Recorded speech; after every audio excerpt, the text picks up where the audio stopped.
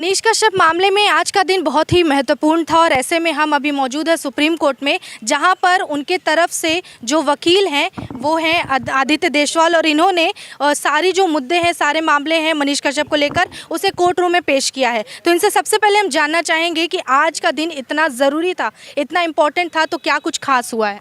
देखिए, आज की हियरिंग हमारे लिए काफ़ी पॉजिटिव रही है और कोर्ट ने स्टेट ऑफ तमिलनाडु से पूछा कि कैसे आप एनएसए आप लगा सकते हैं इस तरह के मैटर्स में।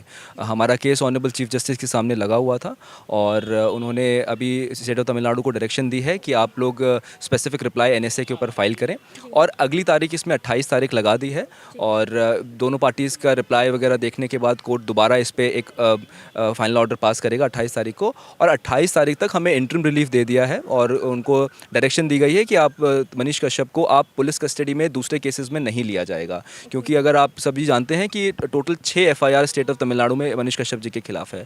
तो अलग अलग एफआईआर में पुलिस उनको कस्टडी में लेकर पूरे तमिलनाडु में घुमा रही है।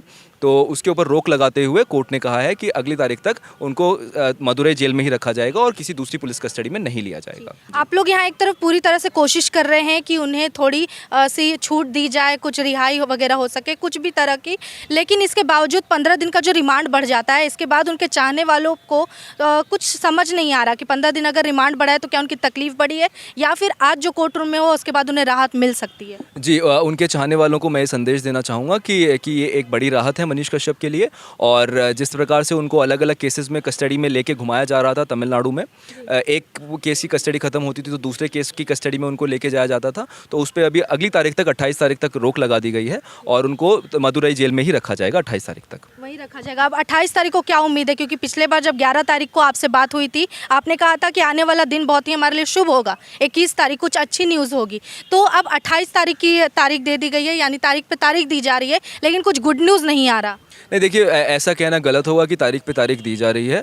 कोर्ट ने हर डेट पे हमें सुना है और कुछ फॉर्मेलिटीज़ होती हैं कोर्ट में। कोर्ट एक तरफा किसी को सुनकर कोई फैसला नहीं सुना सकती। कोर्ट के लिए बहुत ज़रूरी है कि वो दोनों पार्टीज़ का पक्ष उतना ही बराबरी से सुने और उसके बाद उसके ऊपर फैसला सुनाए। तो आज की जो हियरिंग है उसमें हमारे लिए एक बड़ा रिलीफ है कि हमें कस्टडी के ऊपर, पुलिस कस्टडी के ऊपर किसी दूसरे केस में सुप्रीम कोर्ट में रोक लगा दी है और 28 तारीख को दोनों पार्टीज़ का रिप्लाई वगैरह सारी चीज़ों फॉर्मेलिटीज़ हैं वो कंप्लीट हो जाएंगी, सारी चीज़ें कोर्ट के रिकॉर्ड पे होंगी और कोर्ट सारी चीज़ों को ध्यान में रखते हुए एक उचित फैसला सुनाएगी।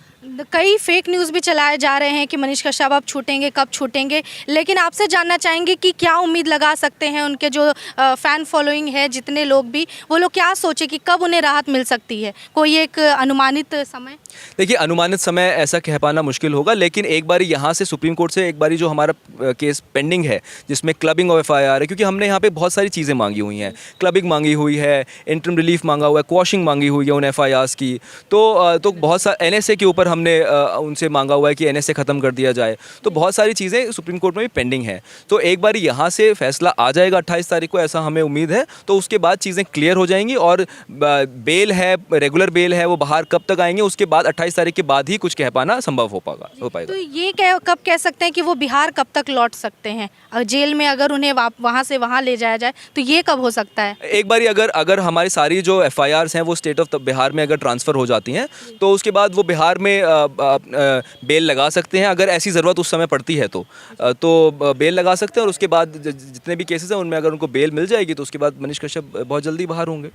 आज जो कोर्ट रूम में माहौल था उसमें क्या लगा, आपके हक में ये केस आ रहा है?